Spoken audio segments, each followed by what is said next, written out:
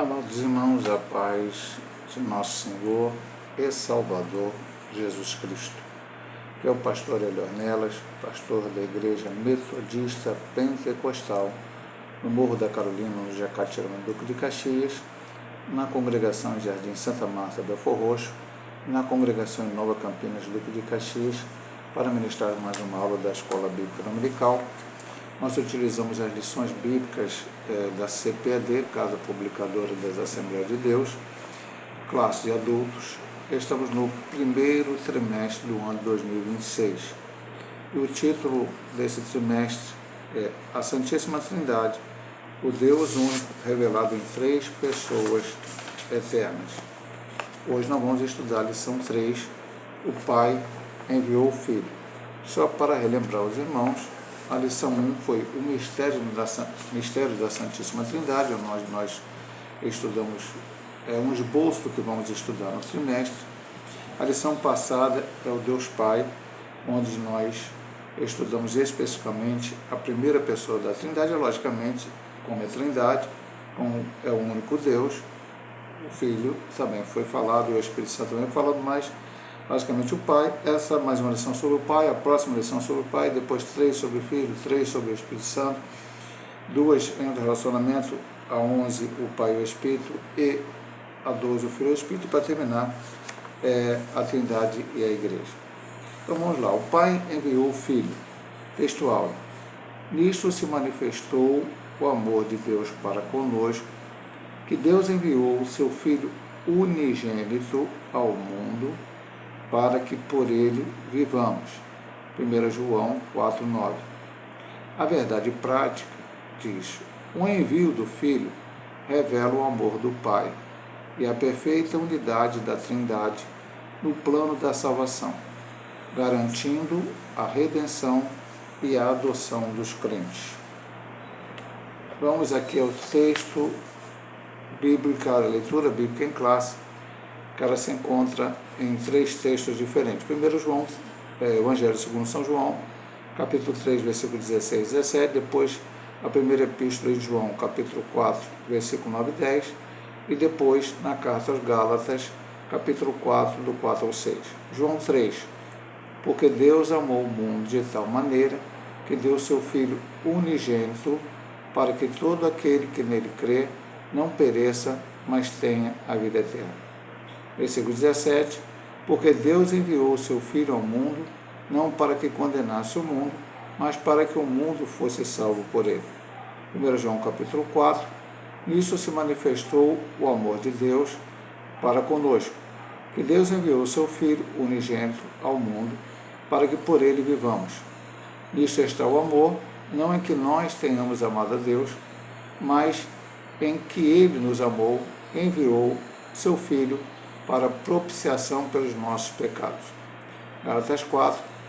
Mas vindo a plenitude dos tempos, Deus enviou o seu Filho, nascido de mulher, nascido sob a lei, para remir os que estavam debaixo da lei, a fim de recebermos a adoção de filhos. Porque sois filhos, Deus enviou aos nossos corações o Espírito de seu Filho, que clama: Abba, Pai.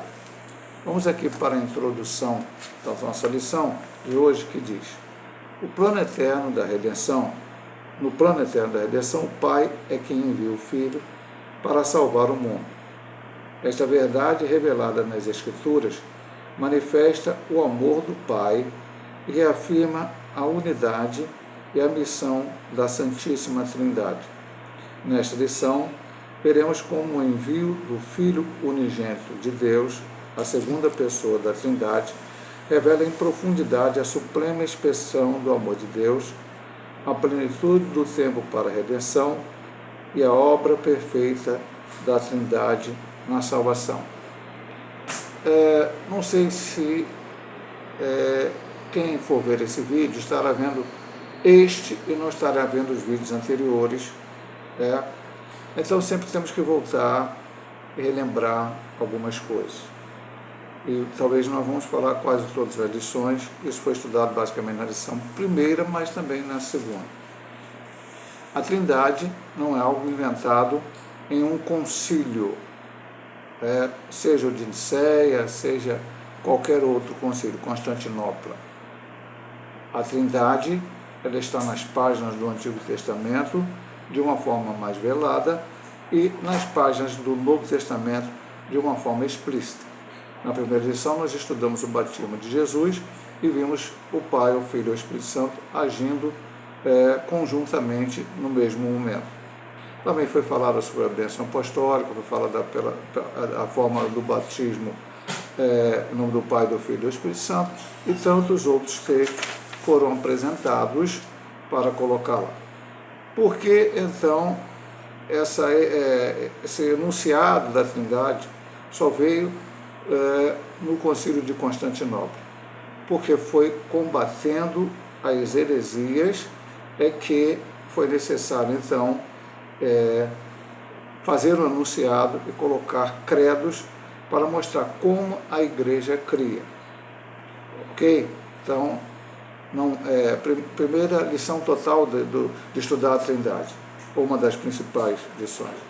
A segunda é que não cremos em três deuses. Muitos vêm dizer que quem acredita na Trindade acredita em três deuses. Não acreditamos em três deuses. O único Deus verdadeiro, como está em Deuteronômio 6,4,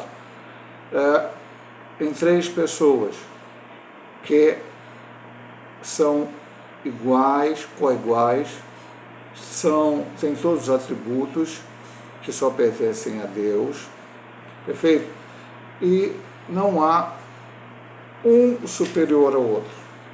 Isso é muito importante falar nessa lição, porque essa lição ela vai falar, como já diz o seu título, o Pai enviou o Filho. E para aqueles que são contrários à doutrina da Trindade, com vários argumentos diferentes, eles vão dizer que se o Pai enviou, o Filho é menor que o Pai. Não, a gente vai entender isso durante o transcorrer do estudo desta lição e do próprio trimestre, quando estaremos aprendendo em 13 lições essa doutrina que, já dissemos na primeira lição, não é das mais fáceis para ser entendida, mas ela é, como diz a lição passada, e a lição anterior também, é capital, ela é principal para a fé cristã. Então vamos aqui. Primeira divisão, o envio do Filho e o amor do Pai. Primeira subdivisão, o amor incondicional do Pai. O envio de Jesus Cristo, o Filho unigênito do Pai, é a maior demonstração do amor de Deus ao mundo. O verbo grego para este amor é agapao e o substantivo é ágape. Expressam a natureza essencial de Deus, como está em 1 João 4,8. 1 João 4,8. Vamos ler aqui. A nossa lição fala, aqui tem como texto bíblico o texto áureo, 1 João 4,9, e na leitura bíblica em classe, 1 João 4, 9 e 10. Mas aqui ele cita o 8, vai ser o nosso primeiro versículo bíblico deste vídeo. Aquele que não ama, não conhece a Deus, porque Deus é amor. É uma qualidade intrínseca de Deus, ele é amor. E busca pelo bem-estar de todos. Então expressa a natureza essencial de Deus, que é amor, que busca o bem-estar de todos. Romanos 15, 2. Romanos 15, 2. Deixa eu virar aqui a página rapidamente, diz: portanto, cada um de nós agrade a seu próximo no que é bom para edificação. Conforme usado acerca de Deus, manifesta o termo agapao ou ágape, manifesta interesse profundo e constante de um ser perfeito para seres completamente indignos, como diz o dicionário Vini. Ensina que o amor de Deus não foi motivado por mérito humano. Ele amou o mundo, rebelde e perdido.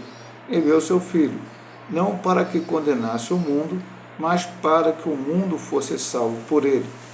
Isso está claro em João 3,17 e também está na nossa leitura bíblica em classe. Este amor alcança toda a humanidade. É incondicional, plenamente gracioso, sacrificial e absoluto. Então, o envio do Filho, o amor do Pai, mostra que esse amor é incondicional. Aí, aqui entrou várias doutrinas fora da Trindade. Primeiro, podemos falar, eu vou colocar primeiro, mas tem toda a colocação, todas são importantes aqui. Mas, primeiramente, a doutrina da salvação pela graça.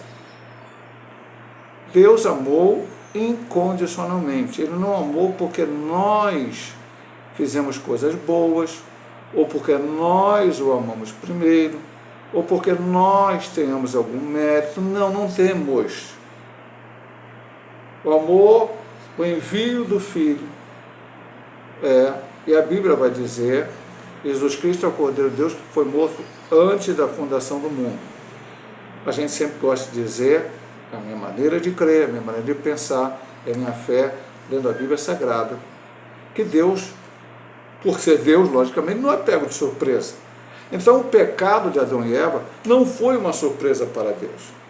Deus, quando criou Adão e Eva, os criou com o livre-arbítrio para tomar as decisões que eles quisessem. Deus apenas colocou a eles o ônus e o bônus das suas decisões. Está aqui todas as árvores, podem comer de todas, ok? Está tudo tranquilo. Mas o dia que comer desta árvore aqui, que chama de conhecimento do bem e do mal, então vocês vão morrer.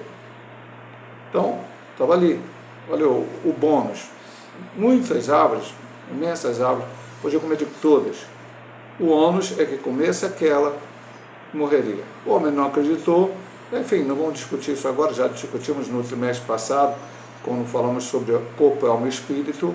Então, o homem, Eva pecou, Adão foi na história da Eva, pecou também, e o homem caiu da graça. E hoje, para voltar a Deus, porque, como diz Romanos 5,12, por um homem o pecado passou a toda a humanidade. Então, todos nós nascemos em pecado e precisamos voltar para Deus para retomar aquela mesma comunhão que Adão e Eva tinham antes do pecado. E o plano de Deus, que depois vai ser falado aqui, no tempo certo, na hora certa, enviar seu filho, mas isso vai deixar para comentar depois. Então ele envia o filho. Para quê? Para morrer na cruz, para trazer esse homem de volta. Mas esse plano estava lá atrás.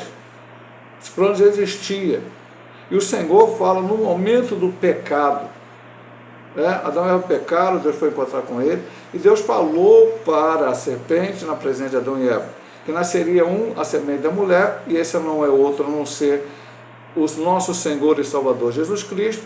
Ele seria ferido no calcanhar, a sua morte na cruz, mas esmagaria ou derrotaria a serpente, a sua ressurreição vitoriosa ao terceiro dia. Então, veja bem, meu amado irmão, que aqui é um plano, como ele diz aqui, e aí eu vou entrar para outra doutrina, que nós cremos.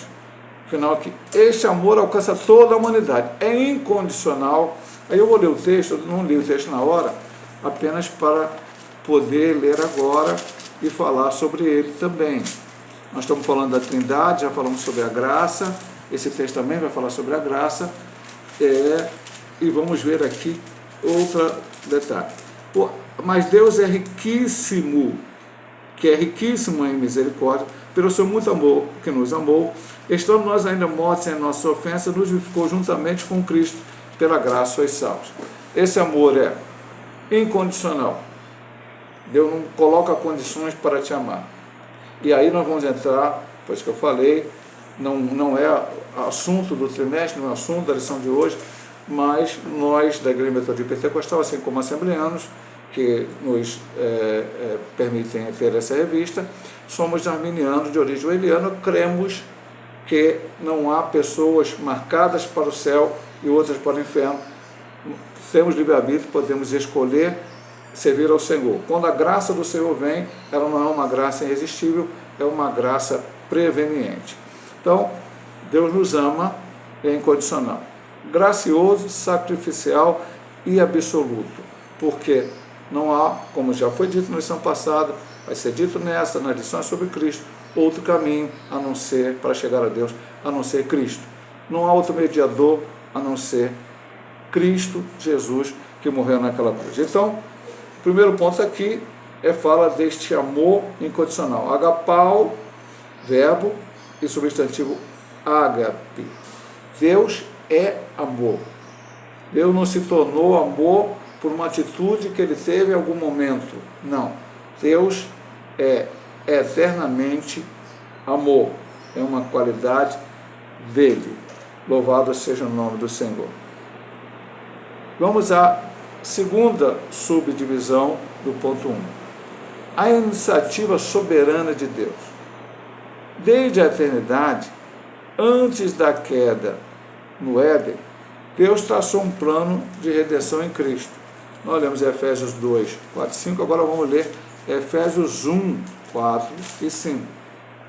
Como também nos elegeu nele antes da fundação do mundo, para que fôssemos santos e irrepreensíveis diante dele em amor, e nos predestinou para filhos de adoção por Jesus Cristo, para si mesmo, segundo o beneplácito de sua vontade.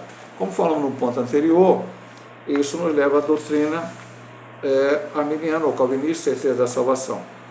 Pô, pastor, aqui está falando nos predestinou, nos elegeu, como há outros textos, Romanos, muitos textos. Nós, arminianos, cremos que Deus sim predestinou, Deus sim elegeu a igreja. Então você se torna um crente, permanece firme até o dia da sua morte, ou até o dia do arrebatamento, então você concretiza a sua salvação com a parte final chamada glorificação. Já estudamos isso no trimestre passado.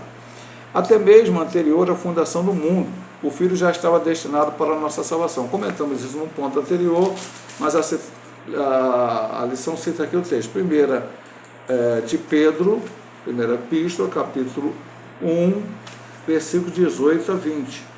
Sabendo que não foi com coisas corruptíveis como prata ou ouro que foste resgatada da vossa vã maneira de viver, que por tradição receberam de vossos pais, mas com o precioso sangue de Cristo, como de cordeiro imaculado e contaminado, no qual, na verdade, em outro tempo foi conhecido, ainda antes da fundação do mundo, mas manifestado nesses últimos tempos por amor de vós. Então, como já falamos lá na introdução, Deus não foi pego de surpresa, o Filho já havia o plano da salvação, através da segunda pessoa da Trindade, o Filho para morrer na cruz. Deus, em sua soberania, e o texto aqui, o título da divisão é a iniciativa soberana de Deus, Deus, em sua soberania e seu imensurável amor, tomou a iniciativa de enviar o Salvador, cumprindo seu eterno propósito de redenção. A Escritura ratifica que o amor divino antecede qualquer atitude humana, não em que nós tenhamos amado a Deus, mas em que Ele nos amou e enviou o seu Filho para a propiciação pelos nossos pecados. Portanto, a iniciativa da salvação não parte do ser humano, mas de Deus. Em sua soberania, misericórdia e compaixão, Deus decidiu agir em favor da humanidade caída. Já falamos e vamos ter que repetir, mas não tem problema nenhum, porque, como diz até o pastor Paulo muitas vezes lá na igreja, a repetição é a primeira lei do aprendizado. Romanos 3, 24 a 26 diz: sendo justificado gratuitamente pela sua graça, pela redenção que é em Cristo Jesus, a qual Deus propôs para a propiciação pela fé no seu sangue, para demonstrar a sua justiça pela remissão dos pecados antes cometidos sob a paciência de Deus, para a demonstração da sua justiça neste tempo presente, para que ele seja justificador daquele que tem fé em Jesus. E ainda o 5:8 que nos diz: mas Deus prova o seu amor para conosco em que Cristo morreu por nós, sendo nós ainda pecadores.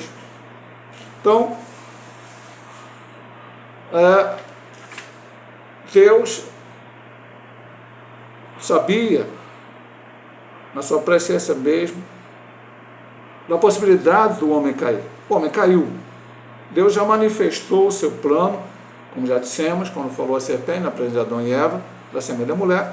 Deus também já demonstrou de uma forma interessante, quando Deus aparece diante de Adão e Eva, e eles estão fugindo do Senhor, porque estavam nus, e tinham cozido folha de parreira para cobrir a sua nudez. Então o Senhor mata o animal e ali cobre a sua nudez, de uma forma melhor do que eles tinham feito, para mostrar, já com a morte do animal, que seria necessário o derramamento de sangue para haver remissão do pecado. Adão e Eva não fizeram nada para ser perdoado, e nem que fizessem poderiam. A única coisa que Deus quer para que nós sejamos perdoados é o arrependimento. Então ele vem com a sua graça preveniente, como falamos no ponto anterior, ele vem com a sua graça preveniente, e se você ouve a voz do Espírito Santo, então você agora aceita Cristo, e a gente tem dito muitas vezes, eu disse até na pregação agora da ceia lá em Santa Marta, o Espírito entra em você. Você recebe o Espírito Santo. E aí você é regenerado, santificado, tudo com a ajuda de Deus. Justificado, como o texto João Mano diz. O que é justificação, pastor? Havia uma condenação. E qual é essa condenação? Deus falou para Adão e Eva: o dia que comer deste fruto, morrereis. Eles comeram e a morte entrou no mundo. Então havia uma condenação. O plano de Deus, e eu não vou discutir com Deus, é enviar a segunda pessoa da Trindade, o Filho, para morrer na cruz. Eu não posso, e até a lição passada dizia, eu vou até repetir aqui para ver se eu acho aqui, eu acho que era o 3.3, aqui no final. Deixa eu ver se eu acho aqui.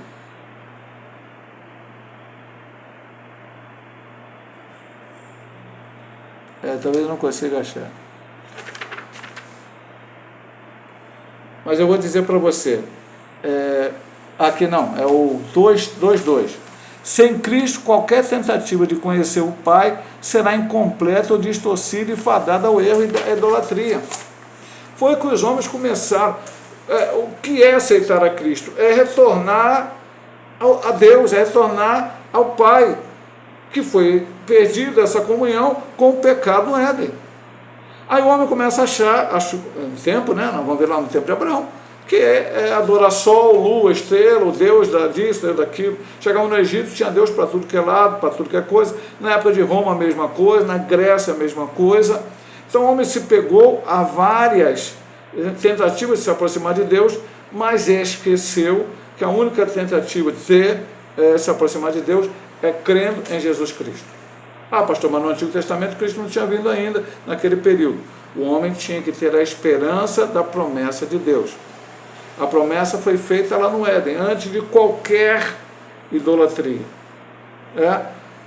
E quando Cristo veio, se manifestou, nós vamos ver lições a seguir sobre Cristo. Nessa, aqui um pouco mais nós vamos ver sobre Jesus, a segunda pessoa da Trindade, isso vai ser mais profundamente abordado, que é só nele, é por ele veio se manifestar no momento certo, morrer na cruz e não há outro. Ponto. Então, qualquer tentativa, qualquer iniciativa do homem, fora dessa questão, está indo contrário à vontade de Deus. Então, veja bem, soberania de Deus. Foi Deus que fez assim. Desde a eternidade, antes da queda do Éden, Deus traçou um plano de redenção em Cristo. Então o plano estava traçado.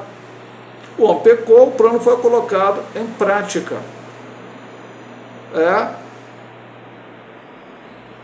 Ele tomou uma forma maior quando Deus chama Abraão e diz: sai do meio da tua terra e da tua parentela, vai para a terra que eu te mostrarei e far-te-ei uma grande nação. E em ti serão benditas todas as nações da terra. Pastor, Abraão é pai dos judeus. Eu sou bendito por causa dos judeus?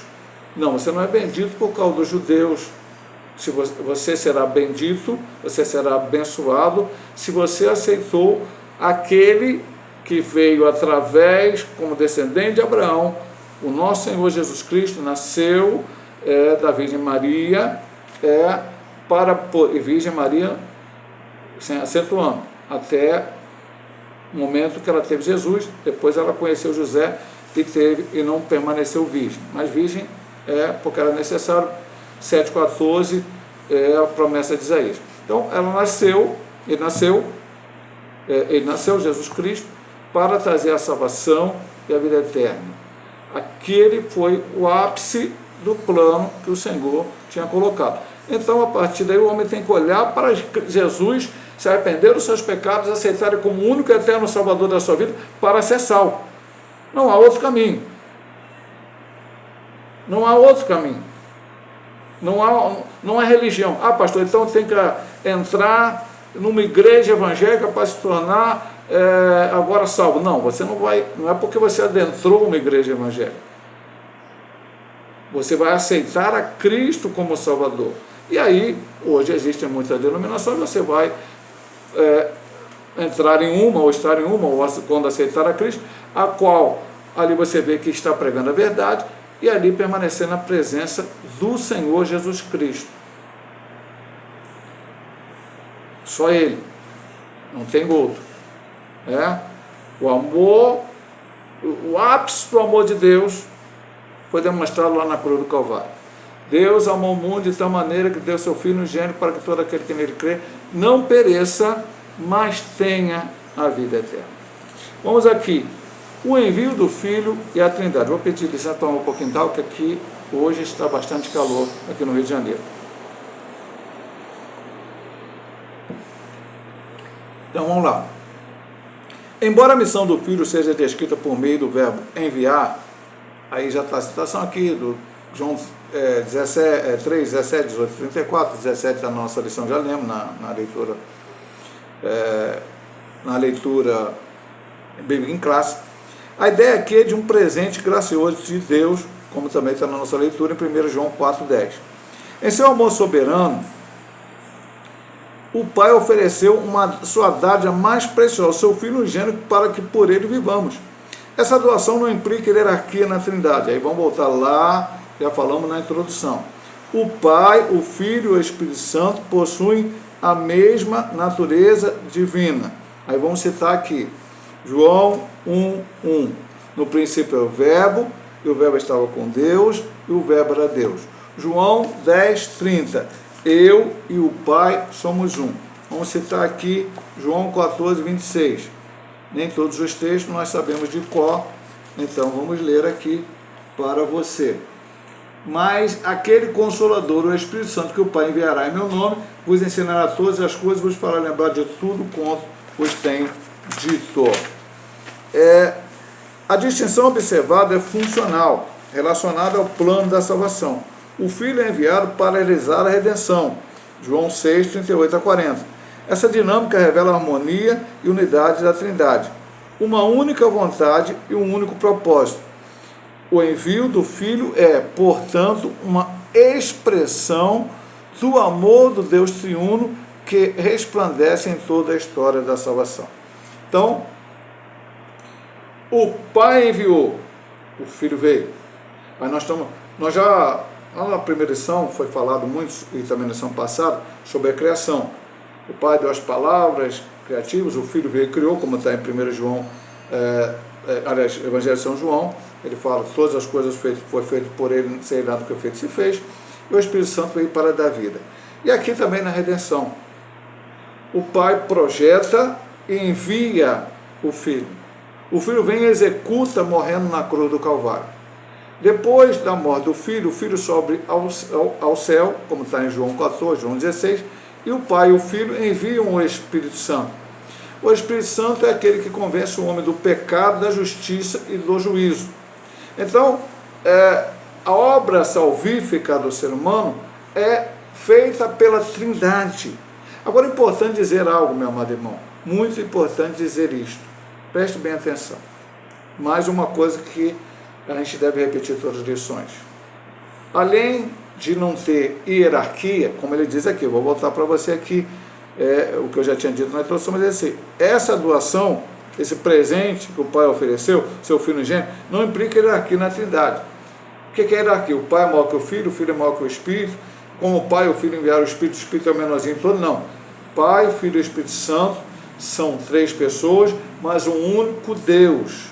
Então não há hierarquia. Segundo, não há vaidade entre eles, não há guerra de de vontades entre eles, o Pai quer uma coisa, o Filho quer outra, o Espírito Santo quer outra. Não, eles agem em unidade, como estudamos na lição primeira, uma unidade composta. Como vimos, e aí vamos repetir, lá desde a criação, Gênesis 1, façamos o homem a nossa imagem e semelhança. Quando Adão peca, ele será como um de nós. Quando o Senhor resolve confundir a língua dos homens que desobedeceram ao Senhor e criaram a Torre de Babel e não queriam se espalhar pela terra. Desçamos e confundamos.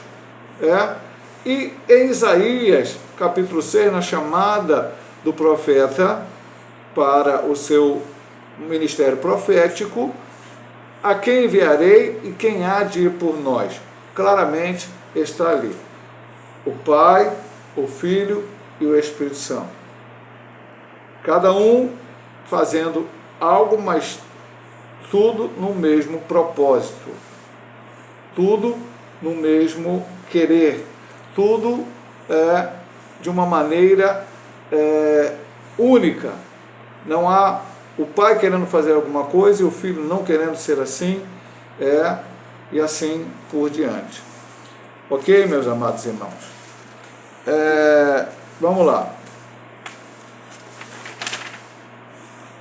Segunda divisão da lição. O Filho e a plenitude dos tempos. Agora nós vamos ver este texto importante aqui. A preparação histórica e religiosa. O envio de Cristo não foi um plano improvisado, já dissemos isso, mas um desígnio eterno cumprindo a plenitude dos tempos. Nosso texto bíblico em classe, mas vindo a plenitude dos tempos, Deus enviou o seu Filho, nascido de mulher, nascido sob a lei. Indica que a vinda do Messias se deu no tempo determinado pelo Deus Pai. Romanos 5,6, vamos lá. Romanos 5,6. Esse ponto aqui é muito profundo, a gente vai ver algumas coisas aqui bastante interessantes. Porque Cristo, estando nós ainda fracos, morreu a seu tempo pelos ímpios. A Trindade, em perfeita sabedoria e unidade, determinou o momento exato para a execução do plano redentor. Historicamente, o domínio romano construiu estradas e rotas comerciais que contribuíram para a disseminação do Evangelho. A cultura grega unificou o mundo por meio do grego koiné, tornando possível a escrita do Novo Testamento em uma língua conhecida e popular. No judaísmo, apesar da rejeição dos líderes entre o povo, a expectativa messiânica estava elevada. Lucas 2, 25 a 38, aqui ele vai falar de vários textos, Simeão, Ana e tal. Isso sinaliza que Deus preparou o cenário para a chegada do Salvador. Foi isso mesmo? Atos 17, 26. Atos 17, 26. E de um só fez toda a geração dos homens para habitar sobre toda a face da terra, determinando os tempos já antes ordenados, os limites da sua habitação. Então vamos lá, meu amado irmão. Tempo certo. Quando eu estudei Cristologia no seminário, a gente estudava em apostilas, né? Então havia uma apostila sobre Cristologia. Então, ali foi colocado, eu nunca esqueci isto. Vamos voltar um pouco antes de Cristo ter vindo a esse mundo. Então nós tivemos basicamente 4 grandes reinos mundiais que dominaram grande parte dos lugares conhecidos. O primeiro foi a Babilônia, está bem claro na Bíblia ali, com a questão do exílio babilônico, né, do povo judeu. Depois vieram os Medo-Persa, que também está claro, com Ciro, foi um rei Medo-Persa que deu a ordem para que eles voltassem. Temos o livro de Esther também, com Assuero, um rei Medo-Persa. Depois vem o reino grego, que aí fica no período interbíblico, entre o último profeta e o tempo de Cristo, os evangelhos. Aí fora, estudando, você ouve falar de Alexandre o Grande, guerreiro, né, um dos maiores guerreiros dessa terra, mas morreu muito cedo. E depois o reino grego caiu e dominaram os romanos. E era Roma que dominava no tempo de Cristo. Quando Roma dominou, aconteceram muitas coisas. a Pax Romana, que é o momento de ter paz, fizeram estradas, muitas coisas, algumas coisas vão ser tocadas aqui depois, durante essa questão. Então, tudo foi preparado, tudo estava ali. Eles estavam fazendo, sem saber que eles estavam preparando tudo aquilo, era Deus agindo, porque Deus é soberano. Às vezes a gente acha, o presidente de tal país está tomando essa decisão, ele está errado, está certo. Muitas vezes está no controle de Deus, lógico, muitas coisas o homem faz por pecado. Mas muitas vezes, sem a gente entender, Ciro mandou o povo voltar, né, deu a ordem, porque Deus assim o fez, e tantas outras coisas vão ver na Bíblia Sagrada. Então, eles estavam ali preparando tudo para o bem de Roma, mas aquilo serviu para a vinda de Cristo. Ah, pastor, mas o grego koiné, porque a cultura grega sobrepujou, embora eles tenham sido dominados pelos romanos, a de Roma. Roma falava latim, mas a língua do império era o grego koiné. Todo mundo falava grego koiné. E aí, quando foi escrever o Novo Testamento, foi escrito grego koiné, e ele atingia todas as pessoas. Se fosse escrito em hebraico, muitas das pessoas não sabiam falar hebraico. Então, como receberiam a palavra? Então, Deus preparou todas essas coisas no tempo certo. Com Deus não tem tempo errado, não tem será, vai acontecer, não. E aqui fica claro em todas essas coisas. E além de uma perspectiva messiânica, como aqui foi citado Lucas 2, nós vemos a própria Maria, Isabel, nós vemos Simeão e Ana, muitos que estavam esperando a vinda do Messias. Agora, a segunda subdivisão, o filho nascido sob a lei. A Escritura afirma que o filho veio nascido de mulher, nascido sob a lei.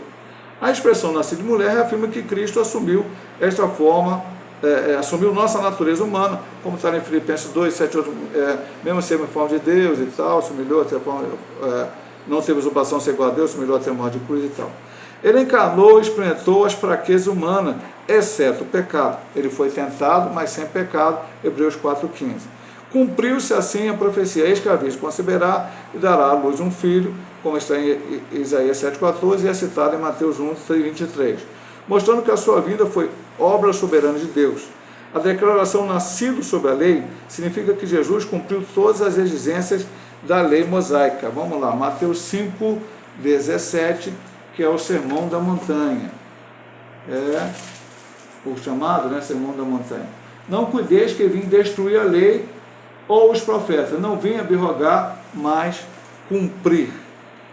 Ele foi o único homem a cumprir plenamente a lei de Deus, sem a transgredir em momento algum. 1 Pedro 2,22. Mais uma vez a gente diz aqui, quando procura, pastor, por que ler tanto texto? Porque, mais uma vez, não é a opinião do pastor, autor da lição, não é a opinião minha, não é a opinião, no caso do pastor do Baptista, mas é a opinião da Bíblia. É só você ir lá e conferir. O qual não cometeu pecado, nem na sua boca se achou engano.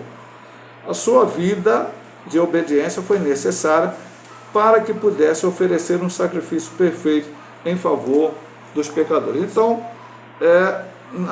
Gálatas 4:4, nascido de mulher e nascido sobre a lei. Então, por que nascido de mulher? Porque ele tinha que ter a natureza humana. Já falamos isso na primeira lição. Já falamos isso muitas vezes aqui.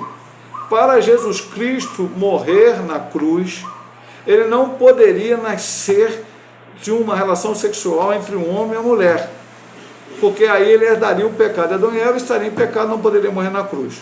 Então, como já estava profetizado, Isaías 7,14, um sinal que Deus daria a virgem, conceberia e teria um filho, seu nome seria Emanuel, Deus conosco, isso se cumpriu em Cristo. Ou seja, Maria, que recebeu a visita do anjo, capítulo 1 de Lucas, ele fala para ela o que iria acontecer, então ela, acho que é capítulo 2, perdão, ela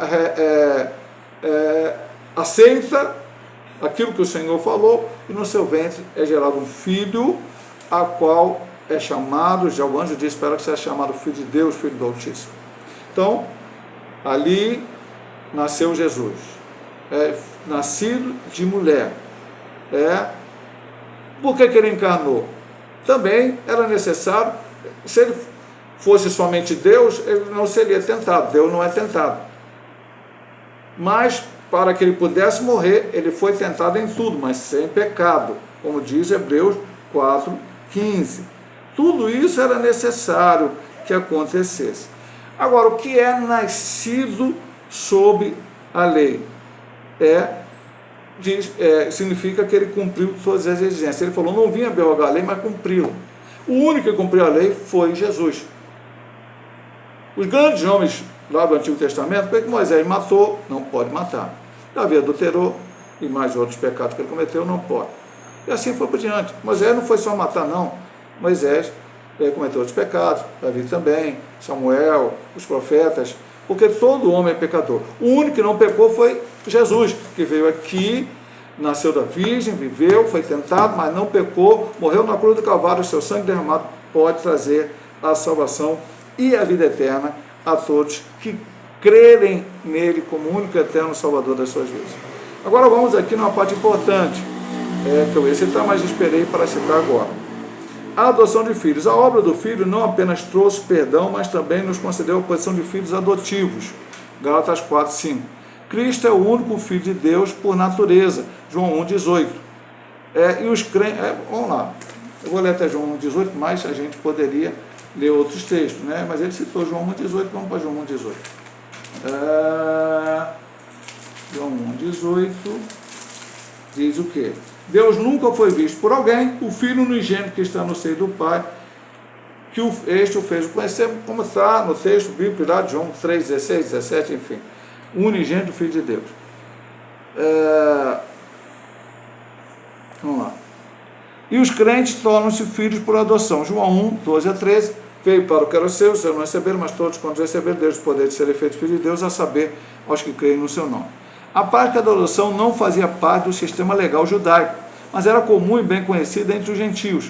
Paulo enfatiza que foi do agrado de Deus inserir no plano da salvação que os salvos fossem adotados como filhos. O espírito de adoção habilita os salvos a clamarem Abba Pai, Gálatas 4:6. Esse termo aramaico, Abba, papai, empregado na interação entre o filho e o pai, indica respeito e confiança.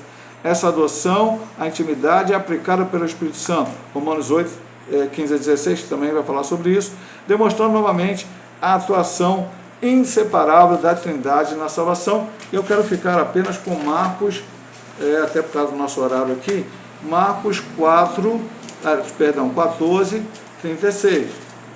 Marcos 14:36.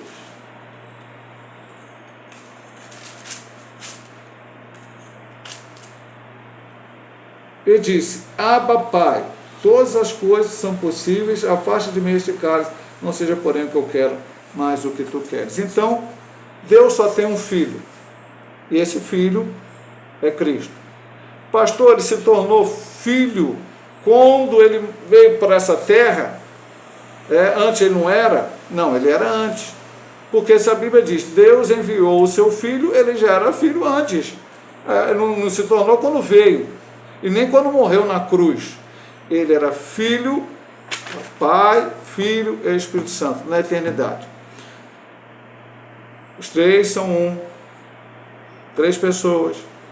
Não tem guerra entre eles, não tem discussão entre eles, não tem vaidade entre eles, não tem um maior que o outro. Foi decidido pela Trindade que o Filho viria a essa terra, o Pai enviou o Filho veio, cumpriu a sua tarefa. E por ele cumprir essa tarefa, aqueles que creem passam a ser adotados e podem clamar Abba Pai, papai em aramaico. Ou seja, uma intimidade com Deus, como ele diz aqui. Essa adoção é intimidade aplicada pelo Espírito Santo. A atuação inseparável da Trindade na salvação. Se tem um pai, tem um filho. E o filho é da mesma natureza do pai. Ele foi chamado Filho de Deus antes de ele nascer, no ventre de Maria. Ele foi chamado Filho do Altíssimo, Filho de Deus. E não era Filho de Deus por adoção, mas Filho de Deus unigênito, por mesma substância. Então, esse é o Cristo que nós adoramos.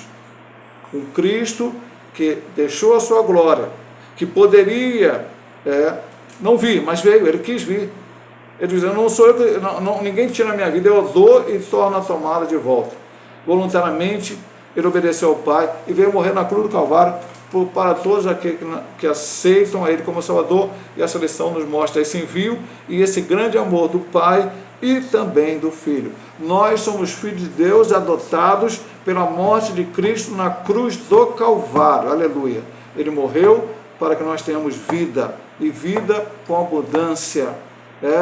Que coisa maravilhosa é podermos sermos chamados filhos de Deus, embora não mereçamos, o mérito é todo dele, mas pela sua graça, misericórdia, amor, bondade, falta até palavras para poder dizer, nós também podemos ser chamados filhos de Deus. Pedi licença para tomar um pouco mais de água, porque está muito calor mesmo hoje aqui no Rio de Janeiro.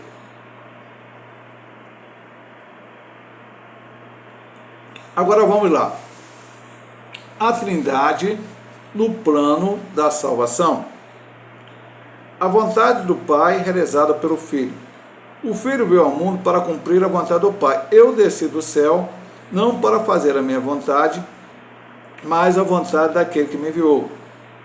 Essa vontade, segundo Cristo, é que nenhum daqueles que o Pai lhe deu se perca, mas tenha uma vida eterna. A obediência de Jesus é perfeita, revelando plena submissão ao Pai. Ele mesmo testifica, porque eu faço sempre o que lhe agrada. Essa obediência alcançou o clímax na entrega voluntária de sua vida por amor, sendo obediente até a morte e morte de cruz. Por meio de sua vida sem pecado e morte sacrificial, a justiça de Deus foi plenamente satisfeita. Já lemos Romanos 3. Em Cristo vemos a expressão sublime da obediência, do amor e da unidade perfeita da Trindade. Então veja bem, meu amado irmão.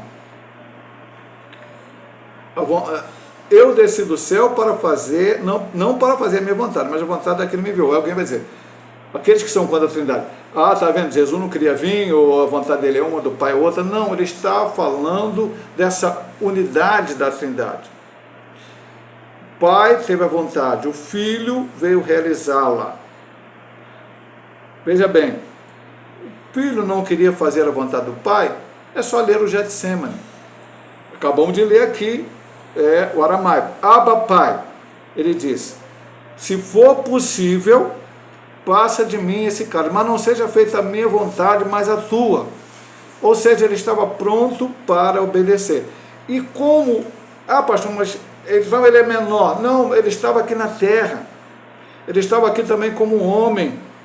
E ele estava também dando exemplo aos seus discípulos, para que depois da sua morte pudessem também obedecer ao Pai. Obedecer à Trindade. Veja bem, o Filho obedeceu e hoje o ser humano não quer obedecer. Quantas e quantas vezes nós nos negamos a obedecer a Deus? Nos negamos a acreditar na sua palavra. Então, muito cuidado, meu amado irmão. Essa vontade, segundo Cristo, é que nenhum daqueles que o Pai lhe deu se perca, mas tenha a vida eterna. Ele veio para salvar, ele veio para morrer na cruz do Calvário. Todos serão salvos? Não. Todos não serão salvos, porque alguns rejeitarão, como tem rejeitado esta verdade bíblica. Judas estava lá com Cristo, ouvia as palavras de Cristo, mas amou mais o dinheiro. Demas estava com Paulo, mas amou mais este presente século. Então, cuidado, meu amado irmão. Nós recebemos a salvação, e se permanecermos fiéis ao Senhor, até o dia final da nossa morte ou do arrebatamento, ela será concretizada na glorificação do nosso corpo mortal, no dia da ressurreição. 1 Tessalonicenses capítulo 4, do 13 ao 18, 1 Coríntios capítulo 15, em diversos versículos, vão falar sobre isto. É a nossa esperança. Pastor, qual a esperança da igreja? É que a igreja se torne milionária? Não. Que a igreja domine, que a igreja passe a ser a que domine, mande neste mundo? Não. A esperança da igreja é a volta gloriosa de nosso Senhor Jesus Cristo, quando vamos reinar sim com Ele, milenialmente, apenas no milênio, após a grande tribulação. A mediação exclusiva do Filho, isso aqui é muito bom. O Filho é o único caminho de acesso ao Pai. Eu sou o caminho e a verdade e a vida. Ninguém vem ao Pai senão por mim. Esse acesso é exclusivo porque Ele é a revelação plena do Pai. Já lemos 1,18 aqui. E o único que pode satisfazer a justiça divina mediante o seu sacrifício no Calvário, Hebreus capítulo 9, versículo de número 15. E por isso é mediador de um novo testamento, para que, intervindo a morte para a remissão das transgressões que havia debaixo do primeiro testamento, os chamados recebam a promessa da herança eterna. E o Espírito Santo testifica do Filho. Vamos lá, João 15, 26. Eu sabia que aqui no final tinha muitos versículos para citar, então deixei até uma parte mais para citar no final. 15, 26 diz: mas quando vier o Consolador, que é o da parte do Pai, vos hei de enviar, aquele Espírito da verdade que procede do Pai testificará de mim. Assim, o caminho para o Pai passa necessariamente pela aceitação do Filho, conforme ensina a Escritura, porque há um só Deus e um só mediador entre Deus e os homens, Jesus Cristo, o homem. Desse modo, a salvação ocorre unicamente por meio da fé em Cristo. Atos 4, 12. Vamos lá. É uma lição bíblica com textos bíblicos. 4:12.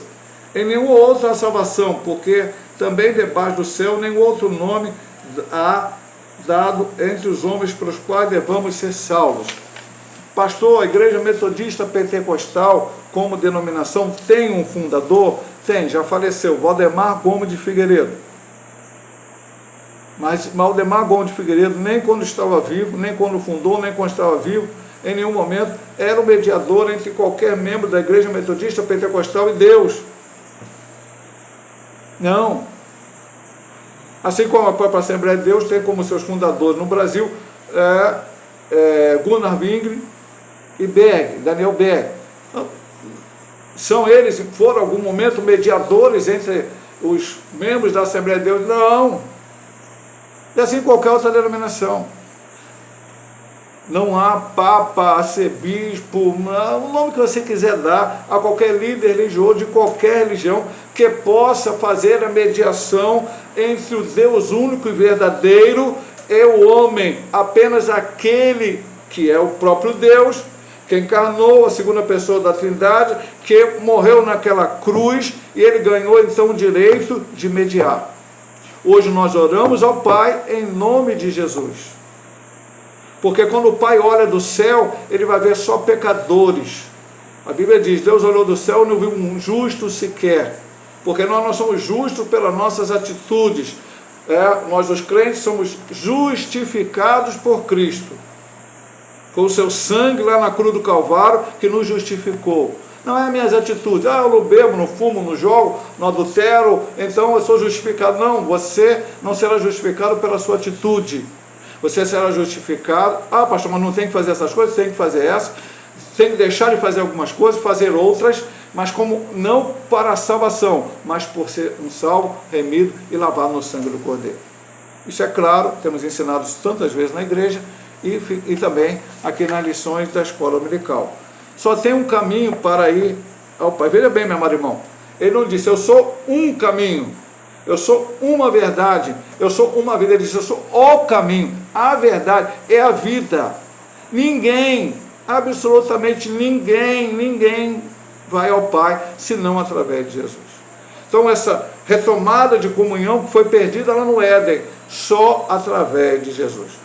Como lemos lá na lição anterior, lemos no início de hoje, na lição anterior, qualquer tentativa de chegar ao Pai sem Jesus vai dar em idolatria, vai dar em filosofia, vai dar em qualquer outra coisa, mas não verdadeiramente na vontade de Deus, no querer de Deus.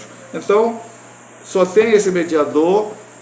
Veja que ele fala também, já lembra? Revelação plena do Pai. Você vê Cristo, por isso que ele diz assim: quem vê a mim, vê o Pai. Lá em João 14, ele diz a Filipe.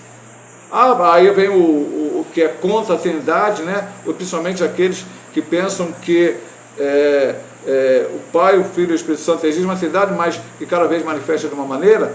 Então ali estava vendo o Pai porque estava vendo o Filho. Não, eles são um porque são um em essência. Não são três deuses, um único Deus em três pessoas. Louvado seja o nome do Senhor. E vamos aqui para a última subdivisão dessa lição maravilhosa, a 3.3. A aplicação da salvação pelo Espírito. O Espírito Santo, chamado de Consolador e Espírito da Verdade, foi enviado pelo Pai e pelo Filho. Jesus disse que o Espírito viria para convencer o mundo do pecado e da justiça e do juízo. Embora ele já cite aqui o texto, mas eu vou ler ele completo. João capítulo 16, do 8 ao 11. E quando ele vier, o Consolador, convencerá o mundo do pecado, da justiça e do juízo. Do pecado, porque não crê em mim. Da justiça, porque vou para meu Pai e não viverei mais. E do juízo, porque já o príncipe deste mundo está julgado. É o Espírito que ilumina a mente para o conhecimento de Deus. Segundo aos Coríntios, capítulo 4, versículo 6. Vamos lá. Segundo aos Coríntios 4, 6. Tem hora que a Bíblia prende aqui. Vamos lá. Porque Deus, que disse que das trevas resplandecesse a luz, é quem resplandeceu em nossos corações, para a iluminação e conhecimento da glória de Deus na face de Jesus Cristo. Ensina a verdade. João 14, 26, já lemos. Regenera os pecadores. Tito 3,5. Sela os que creem. Vamos ler Tito 3,5. Esse texto é importante. Vamos lá. Tito 3,5. Não pelas obras de justiça que houvéssemos feito, mas segundo a sua misericórdia, nos salvou pela lavagem da regeneração e da renovação do Espírito Santo. Sela os que creem. Efésios 1,13. Veja bem, meu irmão, nós estamos lendo bastante versículo para você ver que não é algo que nós estamos falando, é opinião do autor da lição, do pastor Hélio, ele crê assim, então ele está ensinando isso. Não, nós estamos lendo o texto bíblico para que você possa entender. Efésios 1,13.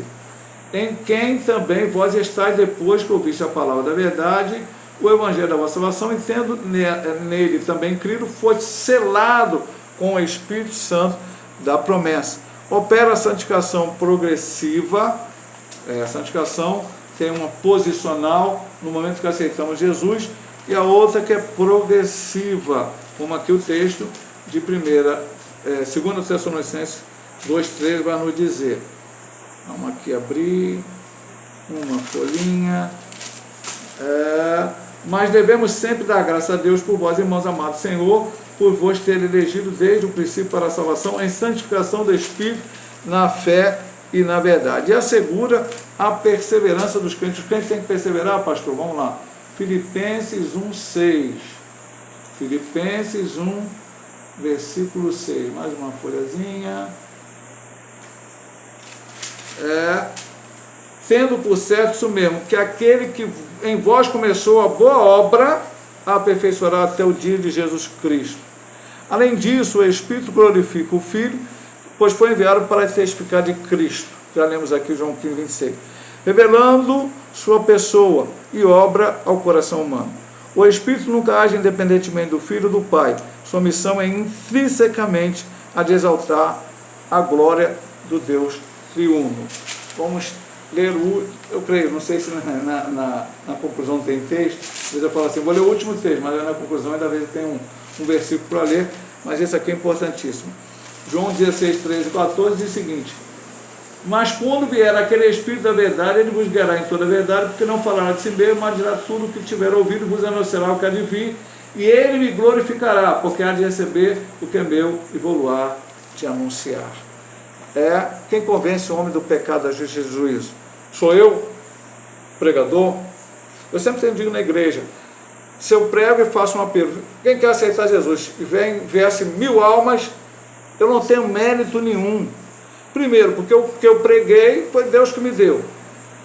A inspiração na hora de fazer o apelo foi Deus que me deu. E quem convenceu do pecado da justiça foi o Espírito Santo de Deus. Então, meu amado irmão, é Deus que faz a obra. Tudo o que ele veio fazer é glorificar o Pai e o Filho. Então, nós somos usados pelo Espírito Santo de Deus. E no final, a glória tem que ser total, completa, inteira do Deus triuno, Pai, Filho e Espírito Santo. Aí ele fala, eu não vou ler de novo, mas ele ilumina a mente para o conhecimento de Deus, ensina a verdade, regenera os pecadores, sela os que creem, opera a santificação progressiva, assegura a perseverança dos crentes. Então, é Deus agindo na nossa vida. Em cada momento, em cada etapa da nossa caminhada, nós dependemos completa e inteiramente de Deus. Isso ficou claro quando Cristo veio a esse mundo morrer para a salvação da humanidade. Ok? Vamos aqui para a conclusão e o término dessa maravilhosa lição de número 3. O envio do Filho pelo Pai revela o amor eterno e soberano de Deus e destaca a perfeita unidade da Trindade na obra da salvação.